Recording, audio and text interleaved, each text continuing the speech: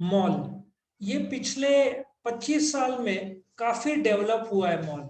इसके पहले मॉल का इतना नहीं था। जैसे शॉपर स्टॉप एक you can say departmental store है, वो था।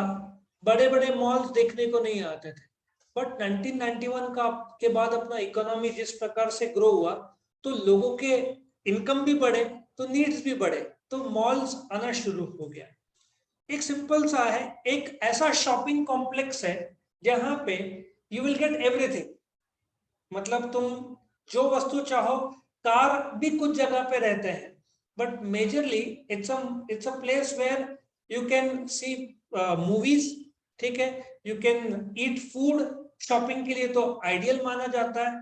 From jeans T shirts to branded goods, ठीक है, you will find nearly everything in the mall. Now ये अमेरिकन टर्म है, लेकिन वर्ल्ड का सबसे बड़ा शॉपिंग मॉल दुबई मॉल है। तुमको विश्वास नहीं होगा कि ये जो मॉल है दुबई मॉल, इसको घूमने को 2-3 दिन लगता है। जो नासिक का सिटी सेंटर मॉल भी बड़ा है, 9 लाख स्क्वायर फीट में है। Dubai mall 1 crore 20 lakh square feet में बैठता है। नासिक के मॉल से 10 टाइम्स बड़ा है। तुमको कम से कम 2 डेज लगेंगे पूरा मॉल घूमने। और इफ यू चेक आउट, ये दुबई मॉल है, तुम देखोगे मॉल के पीछे फाउंटेन है और उसके पीछे बुर्ज खलीफा है। मतलब दुबई मॉल में एंटर करोगे, वहीं से अंदर से निकलोगे तो ये म्यूजिकल फाउंटेन है। और बैक साइड मतलब तुम सवेरे गए, रात को 2-3 दिन भी उधर रुके, अंदर ऑफ कोर्स 24 आवर्स का मॉल नहीं है, but you will find everything here. और अंदर ही एक्वेरियम है। दुबई में 2 जगह पे एक्वेरियम है, एक दुबई मॉल का एक्वेरियम है और एक एटलांटिस होटल में एक्वेरियम है। ये वर्ल्ड का सबसे बड़ा मॉल है। 1200 रिटेल स्टोर्स है। तुमने मुंबई का फिनिक्स मॉल सुना है? हाँ। वो इंडिया और एशिया का सबसे बड़ा मॉल है, लेकिन वो भी करीबन 11,40,000 स्क्वायर फीट पे बेस्ड है। ये 1 करोड़ 20 लाख स्क्वायर फीट पे बेस्ड है। नासिक का mall can have may be 110 shops के आसपास। दे विल हैव 1200 स्टोर्स, बोलते हैं ना रिटेल स्टोर्स, इतना बड़ा है। और जो नासिक का 110 स्टोर्स है, और यहाँ पे तुमको फिनिक्स मॉल में करीबन 600 रिटेल आउटलेट्स मिलेंगे। फिनिक्स भी काफी बड़ा है।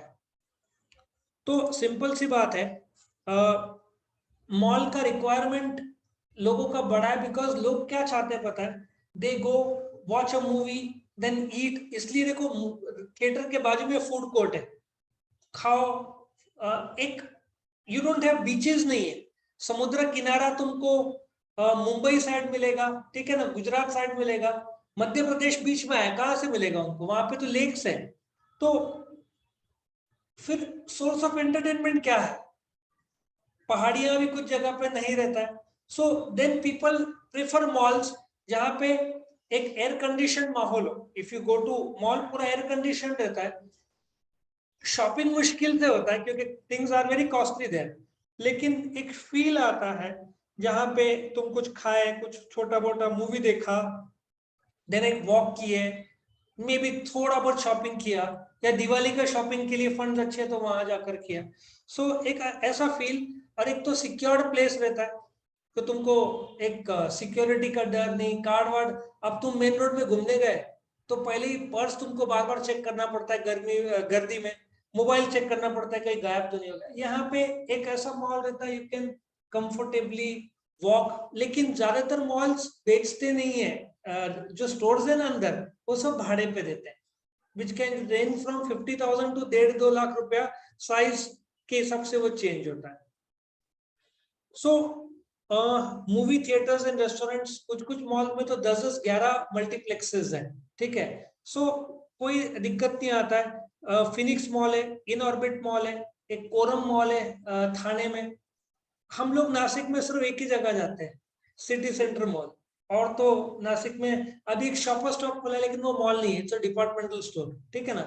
और डीमार्ट वो सुपर मार्केट है, वहां खुद चुनो और डालो कार्ट में, राइट। सो यहाँ पे बोला ना, there is a thin line of difference between departmental store, chain store और मॉल। लाइन बट बहुत क्लियर है। डिपार्टमेंटल में तुम कपड़े देखने जा रहे हो तो वहां पे सेल्स एग्जीक्यूटिव रहेगा जो तुमको गाइड करेगा। सुपरमार्केट में लगभग कोई नहीं रहेगा, तुम खुद चुनो, खुद इसमें डालो और लेकर आओ। चेन स्टोर में जैसे बाटा एक्सक्लूसिवली वन और similar very few product lines मिलेगा, जैसे ब्रांड है बाटा नाइकी का, ठीक है। और मॉल मतलब ऐसा सोचो, मॉल के अंदर डिपार्टमेंटल ये सब आ सकता है। मॉल में तुम्हारा सुपरमार्केट भी आएगा, सिटी सेंटर मॉल में बिग बाजार भी था सुपरमार्केट, देन कुछ बड़े मॉल में शॉपर स्टॉप भी आता है। सो मॉल बड़ा टर्म है जिसके अंदर सुपरमार्केट एक हो सकता है, उसके अंदर डिपार्टमेंटल हो सकता है, चेन स्टोर तो रहते ही हैं, ठीक है। बट दिक्कत ऐसे आती है, तुमको अल्ट्रा लग्जरी जाना है तो लोग इंडिया में के बजाय लोग क्या करते हैं, दुबई में कुछ ऐसे जनवरी में सेल लगता है जहां पे डिस्काउंटेड रेट में बेचते हैं। तो उस टाइम में दुबई में, वैसे तो पूरे साल में 1 करोड़ लोग दुबई में लैंड करते हैं, जो वर्ल्ड में सबसे ज्यादा एयरपोर्ट लैंडिंग प्लेस है।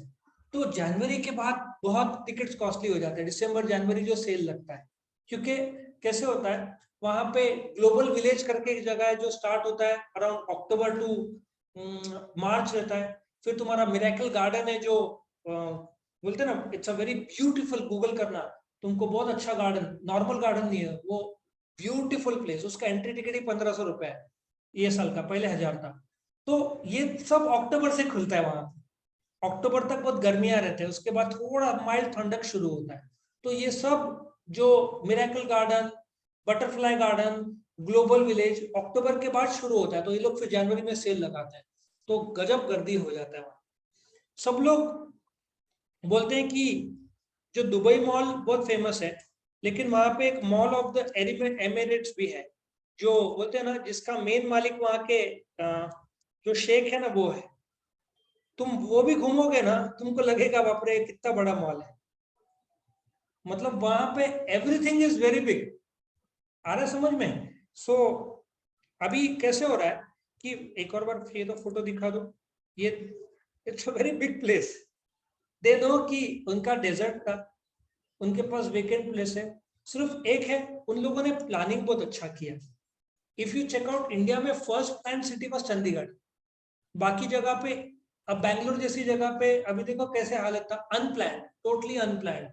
तो उसका नुकसान अभी भुगतना पड़ रहा है सिटीज और स्टेट्स को, करेक्ट। सो सिर्फ ये बोलना था कि मॉल का ट्रेंड बढ़ना ही है, बिकॉज तुम नॉर्मल दुकान से कपड़े खरीदो और एक फील के साथ, जहाँ पे एसी माहौल हो, म्यूजिक बजता हो, कुछ सेलिब्रेशन होते हो, ठीक है ना। वहां पे एक मॉल था वॉफी मॉल करके, मैं तुमको बताता हूँ, लोग जानते नहीं, कोई बात भी नहीं करता है वॉफी मॉल दुबई, ठीक है। Luckily I could go.